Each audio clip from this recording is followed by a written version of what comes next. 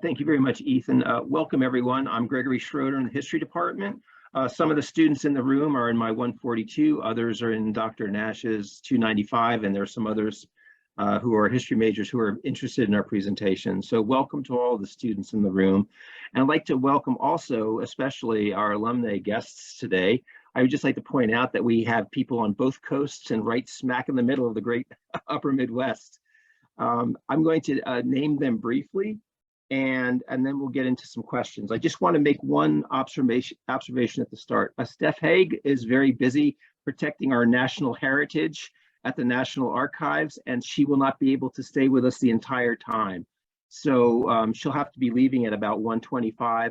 So here's what we're going to do. I have two questions for our alumni to answer, to give you, the audience, enough background information about them. And then we're going to make a quick transition into asking some questions from the students for a little bit.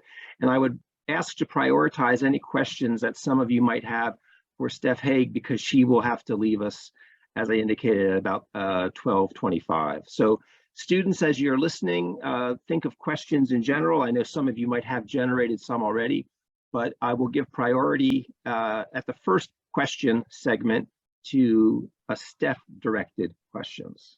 All right. Okay. Well, we have three panelists. Ashley Bukowski, working in St. Cloud, Minnesota. She is an attorney with Rinke Noonan. Steph Haig, as I just mentioned, she's in College Park, Maryland, working for the National Archives. And Christine Quinones is a clinical research assistant, and she's in California, City of Hope in or Duarte, California. And so what I'm going to do is ask the first question here, and the panelists already have them in advance, so they probably have some inkling of what they'd like to say. The first two questions are just directed at giving the students a sense of who our panelists are.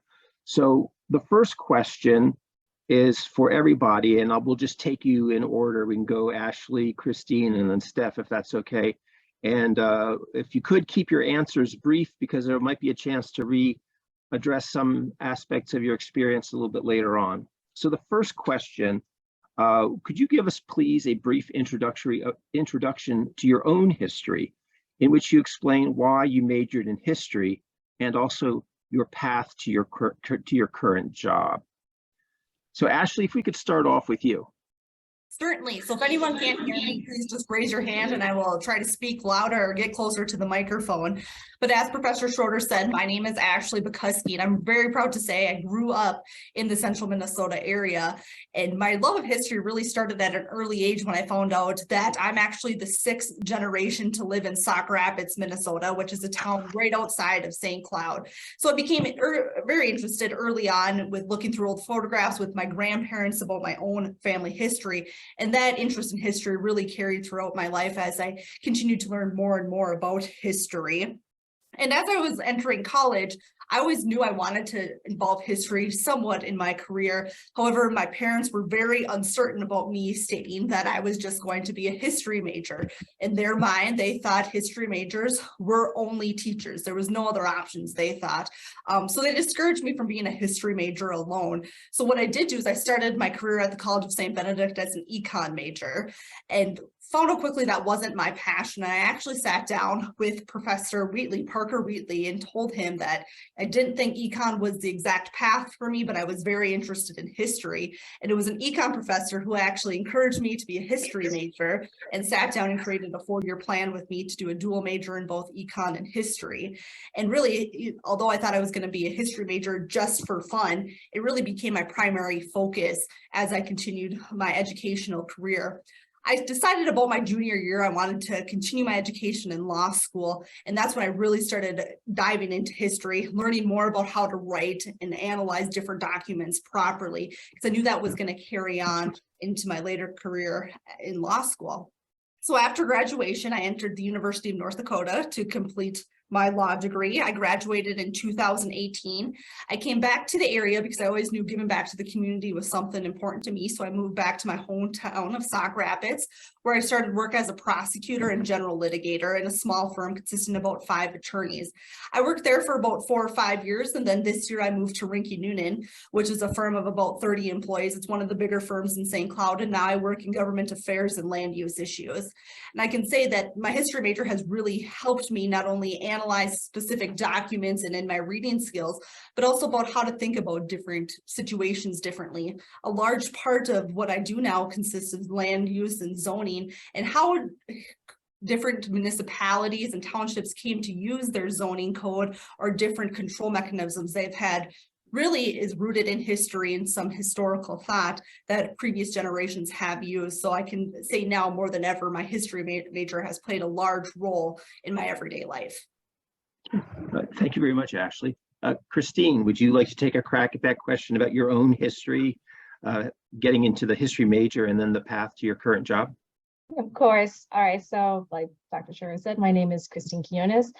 I was born and raised in Southern California, a little bit outside of the Los Angeles area.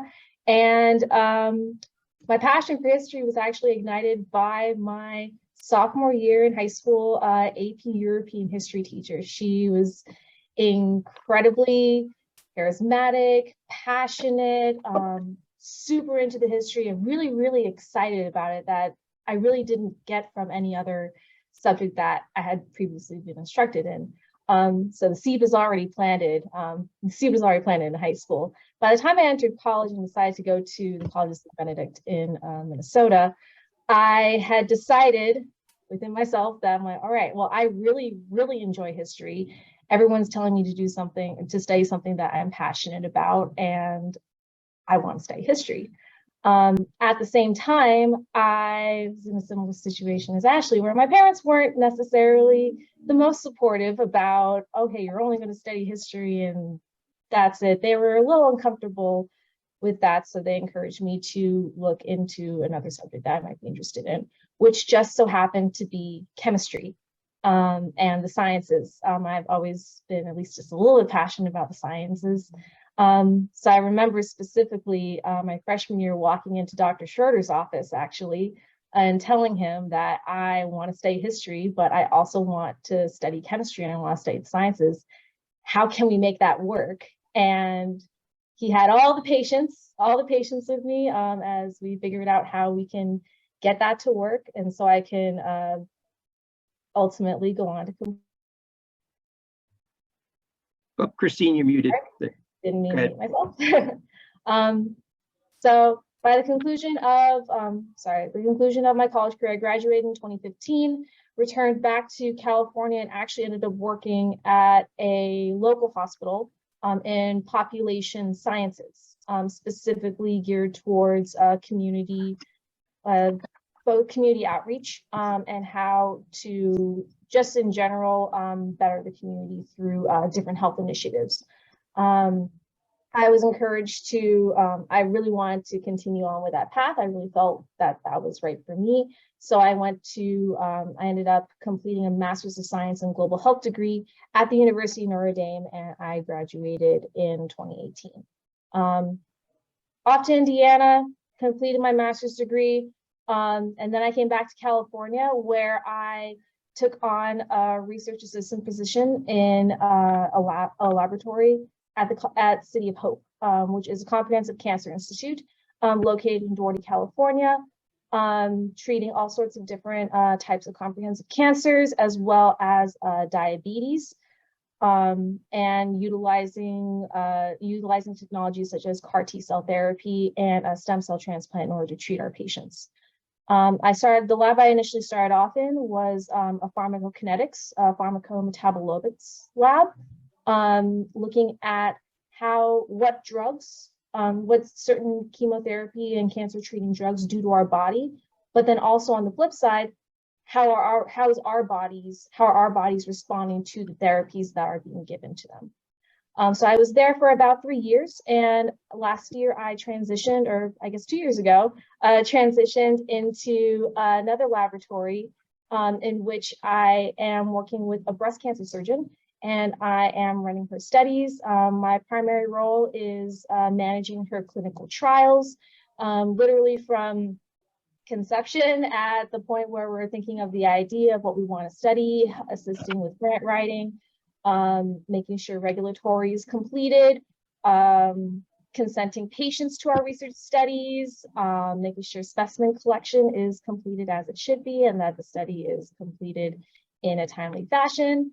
And then on the back end of it, writing articles, doing all the research that is necessary to ensure that our articles are factually correct, and then assisting with next steps in the clinical trial process. So I would say that getting the history degree was the best thing that I could have done. I utilize my history degree every day. History is research, and how I use that is I take a lot of information, I read a lot of information, as I'm sure you all do in your classes, and compress that information, figure out, okay, what's the meat of it? What are the big takeaways, and how can this be effectively communicated to our audience, to our patients, so that way they understand the information that's being given to them. That's all I got. All right, thank you very much. Well, we'll have another question for you later, so you'll have to have a little bit more, Christine. All right, yes. Steph, it's your turn. Would you tell us a little bit about yourself and your own history to major in history, and then the path you took to get to your present position? Yeah, so I'm from Sauk Center, Minnesota. It's a little town about 40 minutes out from St. John's there. When I arrived at St. Ben's, I immediately knew I wanted to major in history. I also was a double major. I also was majored in creative writing in the English department. And so I started out already in history, but really I kind of two events happened my freshman year that really solidified my path as a history major. The first was that I got a summer job the summer before I started at St. Ben's, working for Peggy Roski at the CSBSJU archives. And so I discovered a very hands-on form of history pretty early, and I immediately fell in love. And the second thing that happened was I took Beth Wengler's class. And at the end of the first semester, I'd fallen in love with the class. I loved learning history in this way, and I didn't have an advisor yet. So I walked up front to Beth and I said, "Hey, can you help me figure out my classes for next year?" And she looked at me and she got this shocked expression on her face. She said, "Oh God, you're a freshman." And then she kind of took me to her office and sat me down, and we came up with a 4-year plan basically that day. So it was the mentorship opportunities just immediately blew me away. I then had the amazing opportunity to go to Washington, D.C. in the summer of 2017 through the CSBSJU's Washington, D.C. summer internship program run through the Poli-Sci department. There, I interned at the Smithsonian National Museum of American History. I worked in their archive. And then the summer after graduation, I interned at the National Archives, not in the one where I'm at now, the one in Washington, D.C., where, yes, the Declaration of Independence is. And then after a gap year, I then went to the University of Wisconsin-Madison for my library science degree with a concentration in archives management. And then shortly after, I was offered a position out in Richmond, Virginia, where I worked at a small archive focused on military history. It was a great city, great people, but it wasn't what I was really passionate about. And the National Archives had me,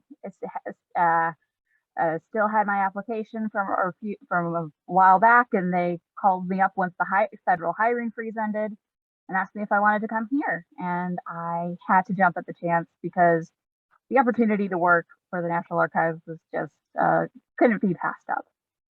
And so, yeah, I'm now working as an archives technician, like Greg said, working on ensuring that the lovely researchers who come to our research room every day don't act too aggressively with the records, no matter how frustrating they might be. All right, thank you, Steph. All right, I'm going to have another quick follow-up question here, and I'll ask for relatively brief responses, just because after your and some of the things, you've touched upon it a little bit in some of your responses, but after we have some brief responses from around the horn, I'm going to ask if there are any students in the classroom, in the presentation room, who might have questions for Steph about archives or library science and so forth. And so we'll take care of those right away so that she can perhaps give some responses before she needs to head off. So the second question, and again, I think Ashley and Christine in particular began to touch upon this, but I'll ask for maybe a little bit more explanation. How did your degree in history prepare you for your career field? How do you use skills and knowledge from your history courses in your current position? So Steph, why don't we start off with you on that one?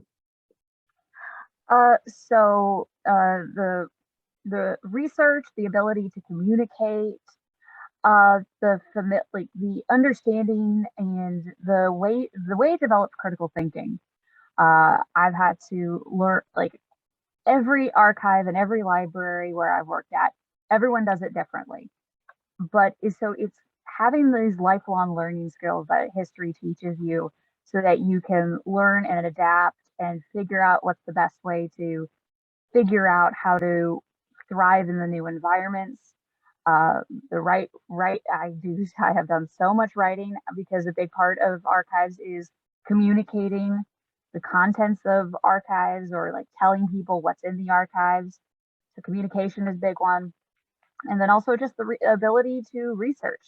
Research is always important, and being able to, if someone has a question, even if you don't have it on hand, say, give me 10 minutes and a database and I will get back to you. It's a key skill being a history major taught me. Okay, thank you. Christine, would you like to answer that question about how your history, or elaborate upon your other responses about how history prepared you for your career field and how you use the skills and knowledge gained from your history work? Of course. I utilized all the skills that students that were taught in our courses in the history major. It really all culminates for whatever you want to do.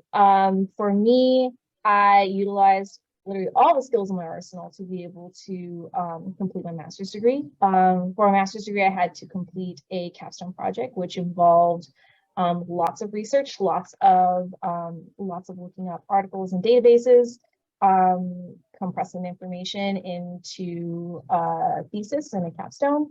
And upon successful completion of that, I was able to complete my master's degree. In the laboratory, my writing is a little different now. I don't necessarily write in the historical context, but I write in scientific writing.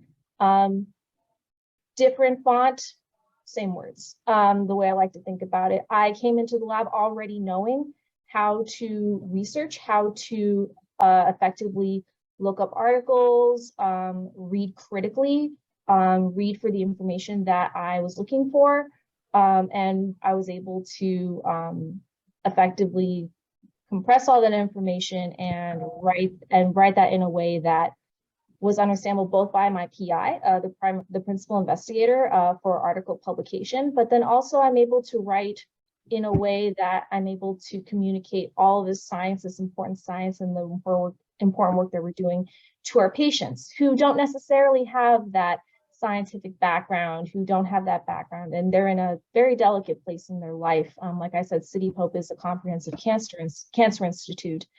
So our patients are coming to us at very vulnerable points in their lives. The ability to communicate with them, to communicate and inform them, this is what's happening, this is the state of your diagnosis, this is the clinical trial that you're eligible for, in a way that isn't overwhelming, means the world to them, because they're able to, after all the chaos that's going on in their lives, they're okay, well, we can understand at least what you're saying. So my history major definitely helped develop my critical thinking skills, critical writing, being able to take large amounts of data, large amounts of information, condense that, compile that into a way that I'm able to effectively communicate to my audience, and also be able to think ahead. and plan for the next project or the next article and what we need to successfully complete that. Okay, thank you. Ashley, I'm going to ask you to hold off for just a minute because I'm looking at the clock here. So Jonathan, Ethan in the room, do you have any questions from students who would like to ask something of Steph, our National Archivist?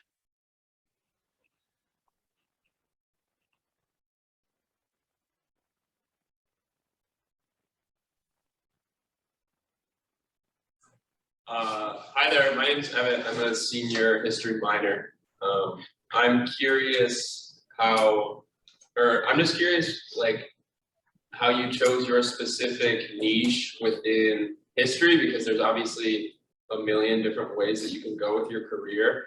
And I find your work to be really fascinating, and I'm wondering how you narrow down to one specific thing when I'm sure you were looking at many different things and thought that you could work and do well in many different fields.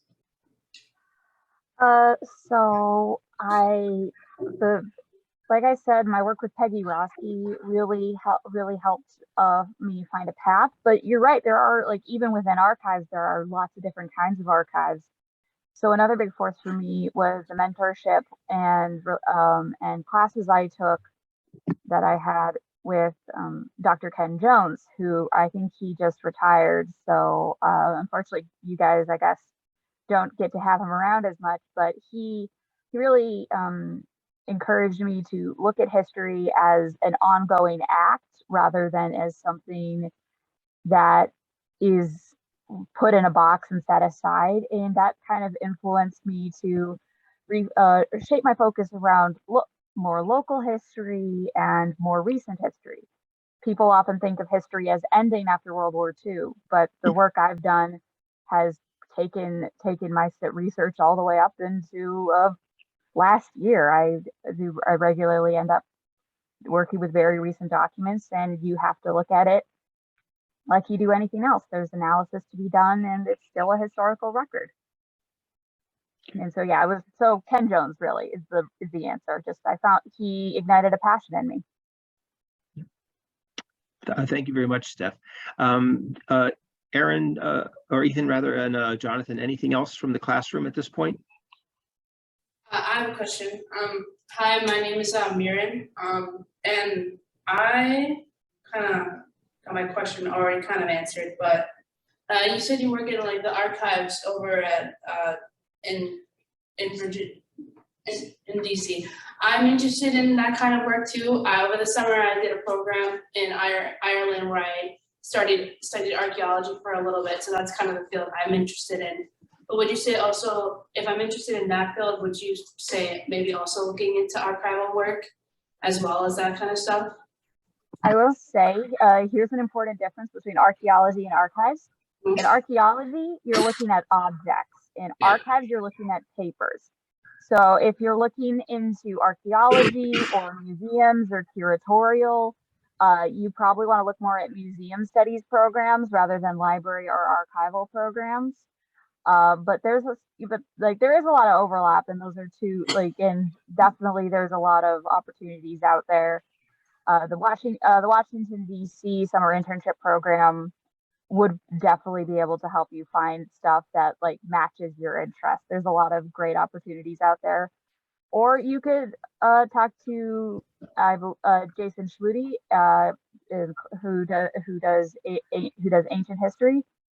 He, I know, has led archaeological digs in the past to Israel, I believe. So there's a lot of opportunities. You just have to be asking and knowing where to look. Thank you. All right, thank you very much, Steph. Hey, it's 1:25, so we have to cut you loose. Thank you very much for joining us, and thanks to folks in the room for having questions for Steph. And we'll be in touch, and have a good rest of the day, and protect those archives. Keep them safe.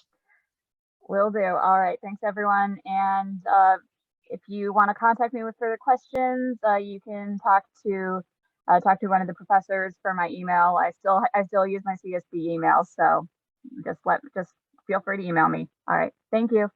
Bye-bye. Thank you. Bye. All right. Well, if it's okay with everyone, I'd like to go back to where we were before we had the questions for Steph. Again, apologize for the disruption, but it was a good disruption. We wanted to take advantage of the time that she could spend with us. So Ashley, I'm going to go back to the question that we were in the middle of about using the skills and the knowledge from your history courses in your present position. And you had begun to talk about that a little bit in your self-introduction. But Yeah. if you would like to elaborate on that a little bit, now would be a good time. Certainly. So a lot of the conversation was focused on writing and communication. And I think that carries through to no matter what field you go into.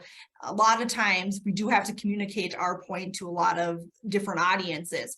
For me, a large part of that deals now with drafting ordinances. And what the history major really taught me is the unintended consequences government units can have on individual people, both on a large scale and on a day-to-day smaller scale as well too.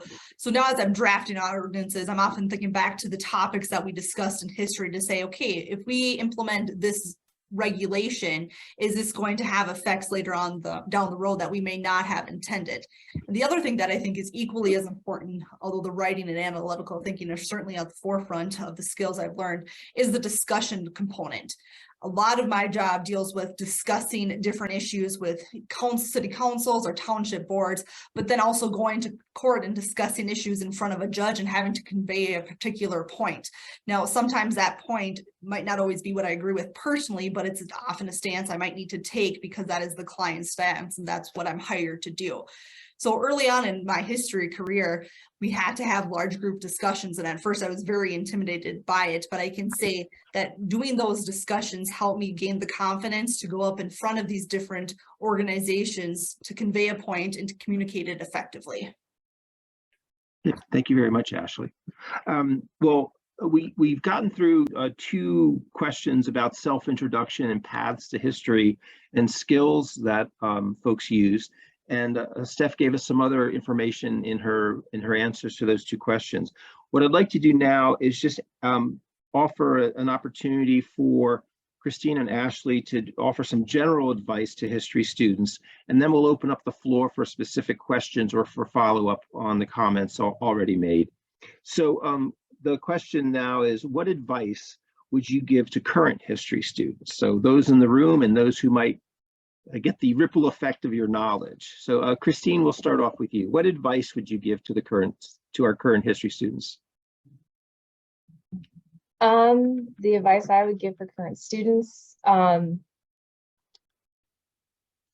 learn as much as you can. And when I say learn as much as you can, of course, learn your subject material, learn the specific area of history you're studying, but learn the soft skills, learn those translational skills that can be utilized literally in any career. Just because you major in a college, just because you study and major in college doesn't necessarily mean that that is like the career that you're going to be locked into for forever and ever and ever until you retire. I think the beauty of our history major, especially the history major at St. Ben's and St. John's, is the network. You are in the presence of so many wonderfully talented, intelligent professors, guest speakers, that it's a beautiful thing to be able to say that you can graduate from your college and you can graduate from your university fully prepared to take on the daunting task of having to figure out a career and move on, and what your next steps are going to be for your career. Learn the soft skills, learn those skills that can be utilized in any sort of career. Obviously, I didn't go into a history-based career. I went into a scientific career, but like I said, I'm still utilizing the skills that I learned all the way back in 2015. You guys are in a great position that you can go to different sessions and you can connect with alum, and you can connect with your professors. Really take advantage of that. Thank you, Christine. Ashley, would you like to offer some advice to our current history students? Certainly. I would reiterate what Christine says. I think it cannot be said enough to take advantage of the curriculum that is offered, whether you think you're going into a history related field or not.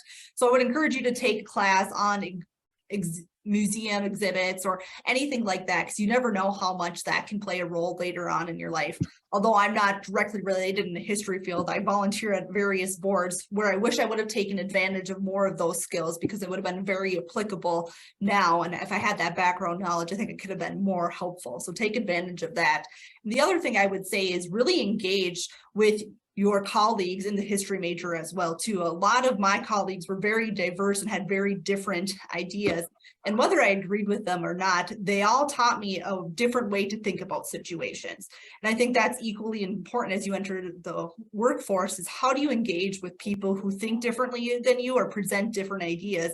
And what's the best way to convey your own point, or how is to best engage with them as you move forward and have a working relationship with them? Thank you very much, Ashley. Well, we have a fair bit of time for questions from the students in the room. So I will ask Ethan and Jonathan to invite students to ask questions or to type them into the chat, and we will follow up as best we can. Hi, my name is Thomas. What was your favorite history class that you took in college?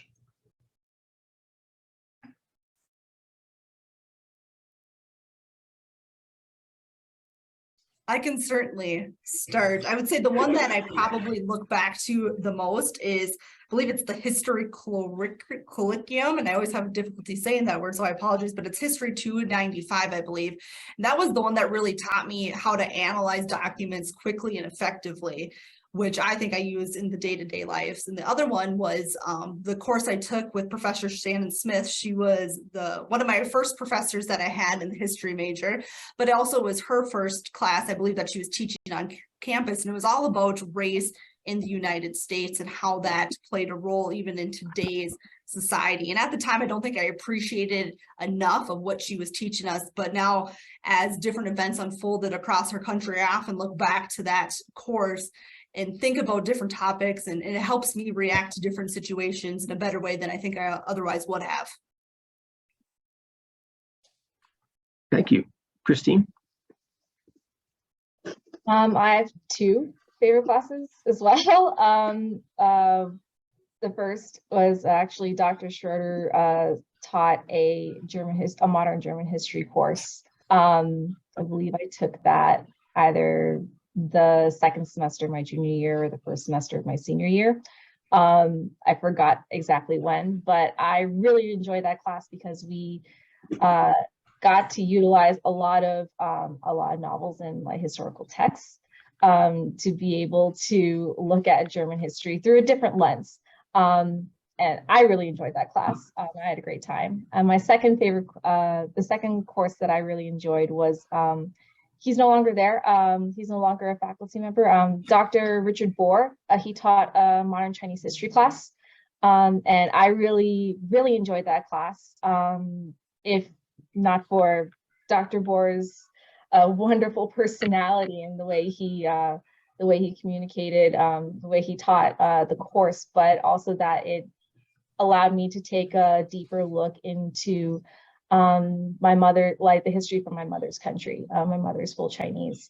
So I was able to really learn about that, which was a nice change of pace from the courses that I had taken up until that point, which were mostly focused in Europe and Central Europe and Germany. Thank you very much. Do we have another question from the room?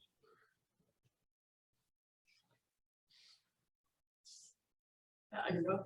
Hi, what would you say is the biggest misconception either about your current position or just the field of history itself? And how would you respond to that narrative?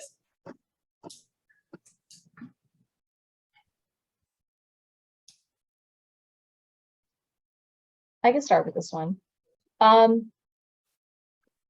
Biggest misconception, I think, for the history major itself is that you can only go into a history-centered field or work position after graduation.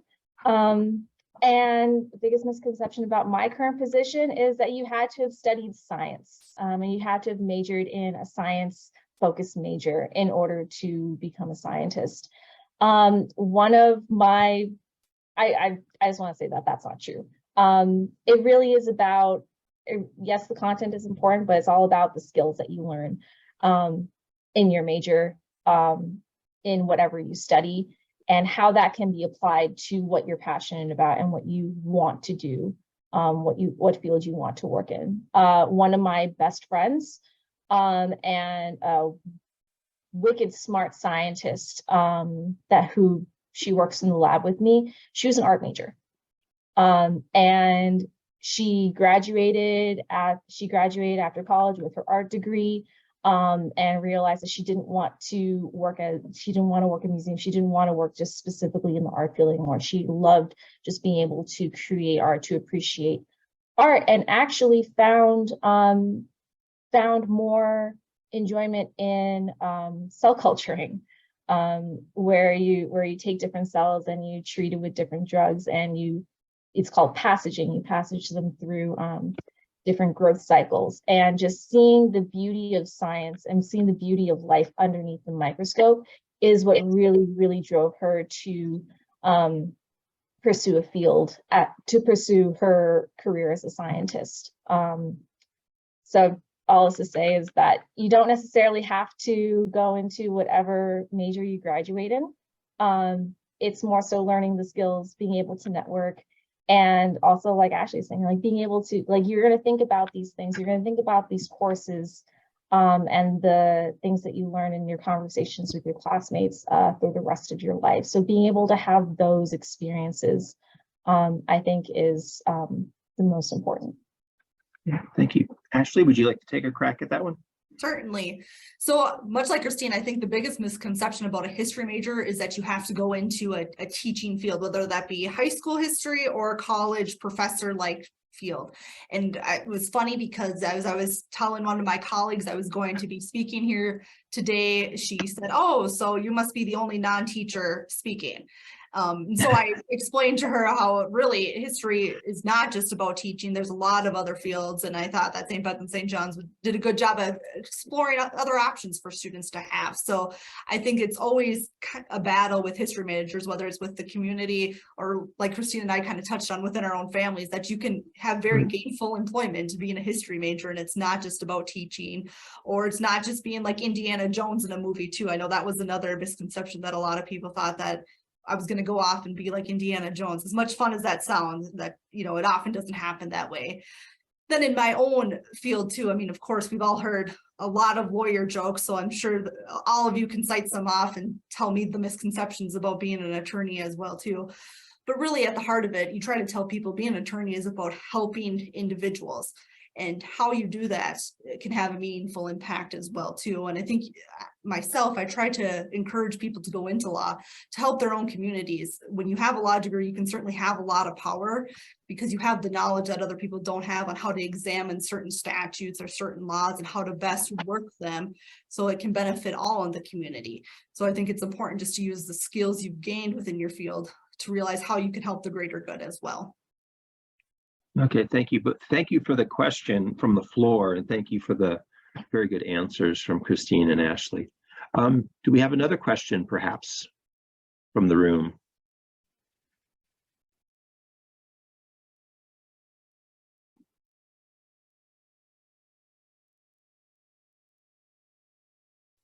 Hi, I have a question. Do you see yourself ever changing, like your role, going to a different role within your current area of expertise?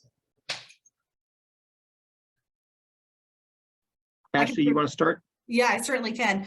I always say that I could see myself changing because I did recently change. So prior to this year, I worked as an attorney in general litigation, which meant I went to court to litigate several civil issues. So whether it was business breakups, divorces, or any other civil matter, I would litigate that in court. And then I also worked as a prosecutor, which meant I prosecuted different individuals who might have broken the law in certain cities around St. Cloud. And then in March of this year, I transferred to Rinke Noonan, where I started work as a government attorney. So now I work solely on the civil side with cities, where I help draft their ordinances and different land uses and advise them on employment issues. So I really did make a 180 in my career when it comes to the legal profession, because I'm not doing anything that I did prior to this year at all. And I can say it has been very fulfilling to learn a different area of the law. And I knew at my first job that that wasn't something that I was going to do the rest of my life, but it gave me the opportunity to go to court essentially every day, which was what I wanted at the time. So now I feel that I've made the change. I'm actually doing what I wanted to do long term. And this is something that I see myself doing for quite a while. Thank you, Ashley. Christine? Yeah, so I truly enjoy the work that I'm doing, working with clinical trials, working with my, oh my gosh, the sun is shining, I'm sorry. Working with my principal investigator, the breast surgeon who's in charge of the lab. Like I said, I came from a different lab. When I initially started at City of Hope, I worked in a lab that was focused on pharmacokinetics and pharmacometabolomics, so more drug or drug to person drug interactions. And I realized that I wanted more patient experience. I wanted to be able to connect more with the patients. And the research that was being done with my previous lab was more so blood work, more so specimen collection, and utilizing computer models to improve drug dosaging, which is incredibly important work. But I felt called more to the patient side of things. And the beauty of my role, and that I really enjoy, is that I kind of feel like I get the best of both worlds. I get the work on the bench, and it's commonly referred to as bench to bedside. I get to work in a laboratory, I get to work on the scientific side of things, but at the same time, I'm at the bedside of patients. I'm working with them in the clinic. And I really feel fulfilled with that in my current role with my breast surgeon. She's absolutely wonderful. She sees her own patients, so I work often with her own patients. Actually this year, the end of this year, I'm going to be, I'm in the process of completing and working on my application to medical school. So I hope to take the MCAT at the end of the spring of 2023, so I can submit my application for a 2024 matriculation, crossing fingers. But I wouldn't have gone to that point if I hadn't gone through the experiences that I have been, gone through the workplaces I have, that I've had to work in. And it really was a notion that I want to work more with patients. I want to work more with people. And I really enjoy being able to communicate with them, like, hey, this is what's going on, but this is the science behind it, and this is how we can help you. So that's where my career trajectory is going. I would have been perfectly happy staying in clinical trials research, but I really feel that this is, with all of the past experiences that I've had, this is the next direction and the next stage of my career. Okay, thank you both very much for your answers. That again was another good question. It helps us think about the flexibility and the broad preparation that that history major provides, or for that matter, other of our fine liberal arts majors. I think both Ashley and Christine in particular have talked about the broad applicability and variability and possibilities. We have some more time. Is there another question from the room, either something prepared in advance for Dr. Nash's class or something from the floor?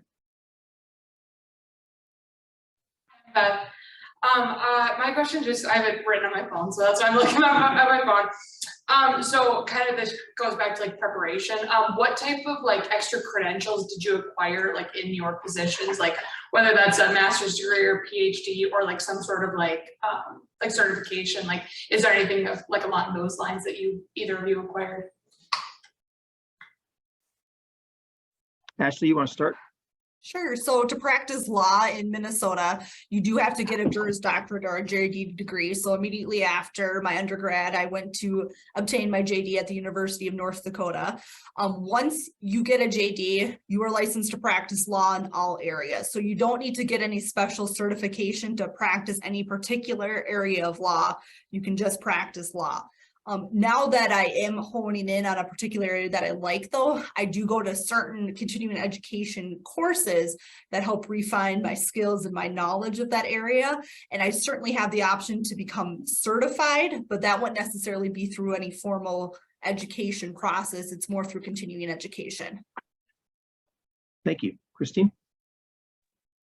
All right, so I went ahead and after my undergraduate degree, I went to complete a master's in global health, particularly a master's in science, which the difference between a master's of arts and the master's of science is it focuses more and hones more in on the research aspect and laboratory experiments. That being said, I could have entered into another lab or another hospital without the master's degree. You don't necessarily have to complete the master's degree, but it was important to me to be able to enter the field of research that I wanted to enter, that I completed my master's degree.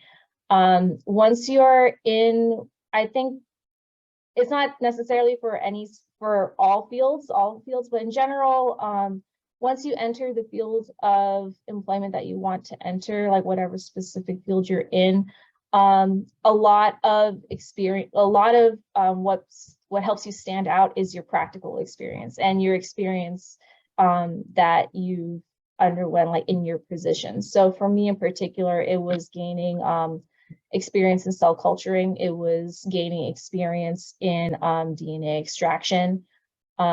For clinical trials in particular, there is a separate certification process that you can undergo. That's if you're going to run a larger clinical trials program. I don't necessarily need that for my position because the trials that I'm running are rather small because I'm focused on a single laboratory. In general, I've taken classes in project management, which help in ensuring that clinical trials are completed in a timely manner. Aside from that, I don't have any other additional certifications. Thank you, Christine. And just as a reminder, were Steph still with us, she would remind us that she went on to take an MA in library sciences with that archival track, right? And as she mentioned, museum studies would be another variant of an MA degree one might pursue. I think we have time for maybe one more question from the room, if there are any, and then we'll wrap up by 1:55. Hello, my name is Flora. I'm a freshman year. So I want to ask about how a history major contributes to your personal development, your personal beliefs, that kind of thing, your worldview. Okay, thank you. Ashley, you want to start? Yeah, so I just want to make sure I understood the question correctly. You were wondering how history contributes to our personal beliefs and development? Yes. Yes. Okay. So for me personally, I think history has always played a large role because a lot of my family, especially my grandparents, focused on the importance of understanding one's own history and where it come from and how that helped you develop as a person. So for me, it really started as just understanding my family's own history to know how I could develop. Then I think it's also important to understand the history of your own culture to one, know possibly the mistakes that were made before you and how you can improve on them and what to avoid or what worked out for different societies as well too, and how to emulate that in the current day. And I think we all stand on the shoulders of those who come before us. So it's important to know that we don't just exist in a vacuum. We exist because of the accomplishments others has made as well too. So how does that contribute to our own growth and own development? And do we have to be conscious of the fact that not everyone has had the same opportunities we do? And how do we help all succeed? Thank you, Ashley. Christine?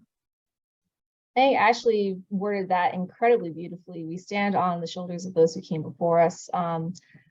personally, I feel like it's our responsibility to learn from the past, so that way we can create a different future for us and for the generations after us. I didn't have extensive personal family history. My parents came from both immigrant families. I really didn't know a lot of my family history, so that really wasn't, sadly, that wasn't a driving factor for me. I really wish it was. My husband's family, his father has created an entire family tree of his entire family's history. So that's how he was, and so he can pull from that, and his life is rich in that family history. I think the driving force for me for history as well was that I wanted to learn more about my culture's history. Coming from multiple ethnicities and multiple ethnic backgrounds, I felt that it was important that I learned as much as I could about the places where I come from in America, but also from where my mom comes from in China, where my dad's parents came from. My Oma is from Germany, Abuelo is from Puerto Rico. I really enjoy being able to have the skills, having developed the skills that I can appreciate the trials and the tribulations that they came from in order to come to America, to live, so that way my brother and I can have the life that we have. It was definitely a driving factor. And I think as I continued throughout the course of my history major in college, in undergrad, I really came to that understanding. So although that wasn't my initial driving factor, I wanted to study history because I was really interested in history and I really loved history. I was able to focus more on that and really come to that realization, and that I've carried with me through my entire career. Okay, thank you very much. We just have a couple of final minutes here. I want to thank Ashley and Christine and Steph and Absentia for talking with us today and offering a lot of really important insights. I think the questions that you all asked from the room were really important, and they touched on a lot of things that we hadn't scripted out in advance. One final thing I'd like to say, and then I'm going to ask Ethan if he has any XPD wrap-up to offer. I just want to point out that all three of our panelists today double majored, history and something else. Often history was the thing that they really wanted to do, but it was also clear that sometimes they felt pressure, perhaps in varying degrees, to do something else. But I think they've also testified how important it is to do what is important to you. And if history or another study discipline is important, you should pursue it. And I think that's one of the messages, certainly from the history department, but also from XPD and from an awful lot of folks at St. Ben's and St. John's. Folks in the room there, we're assuming that you have a particular interest in history. If so, that's great. But if you don't, then there are other things that you would be interested in. And so we try to urge you not to feel so confined by pressures from the outside, which is not to say that those are not real and that they should be ignored, but just think about whether or not they should have primary force in your decisions. So with that, I will ask Ethan if you have anything else you'd like to say from the XPD perspective, and then we can probably wrap up. Yes, no, I don't think anything else. I put in my plug for the SEAM program, but first, I'd just like to say a huge thank you to faculty, to students, and especially to our panelists today for being here. I'm always constantly inspired taking part in these, because I think, I know things, and I went to St. John's, St. Ben's, I know liberal arts, but I hear from you folks, and I hear the great questions you ask, but especially also the panelists and the life experiences, both personally and professionally, that you share, just highlight the impact that these places can really have when you embrace all there is before you, the resources in person as well as, intangibly too. So just thank you to all for sharing and for taking part in it today. If you do have questions regarding mentorship programs or career search or other things like that, come on down to the Experience Hub. A lot of great resources there for your use and moving forward. So again, I don't know if anybody else has anything else to share, but thank you for being here, and really appreciate you sharing your stories with us today. So thank you.